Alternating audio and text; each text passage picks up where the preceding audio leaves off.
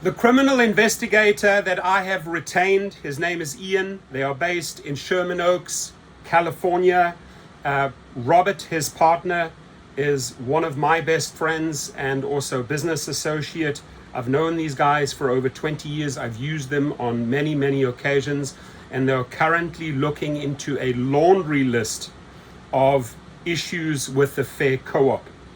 And that goes from team leaders making death threats through videos, trying to intimidate other drivers, testimonies, declarations have been offered by drivers, and it goes on and on and on. They're also looking into interviewing investors of Hub Cybersecurity when both Fair Co-op and Hub pushed out joint press releases whilst on a revoked license, whilst putting drivers on the road without insurance. Apparently that has now been fixed, and the CPUC has granted them the insurance. But at the time they pushed out all of these press releases, everything I say here is factual. Their license was revoked. There are numerous drivers that have already been interviewed, that will get interviewed, that have shared their stories, their horror stories. I have many details to share in the very near future once we've packaged this up, because what these guys are good at, once they package up the case and file for criminal, this will be then handed on to district attorneys in California, district attorneys in Texas, where I believe will be facing some very big problems with an alcohol company, a big alcohol company, also based on the testimony of Ivan Olivo and Malik. But we have a lot of leads. Their former attorney, or he says he was the former attorney, but he was actually disbarred from the Canadian bar, pretended to be a current attorney, writing legal letters, intimidating drivers, bullying them. All of these leads flow into the investigation. And again, I don't want to go into great detail. There are numerous points.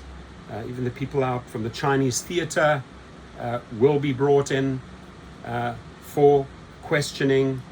People in every single co-founder in Canada will be brought in for questioning.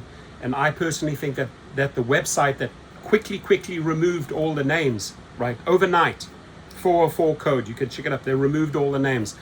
What they did was they used names from Canadian businessmen, Canadian maybe celebrities, US businessmen, US celebrities. They padded their website and went out to approach the investors with this package. I personally believe that many of these co-founders, once they receive the letters, will work with the investigators. They don't want to get themselves into trouble.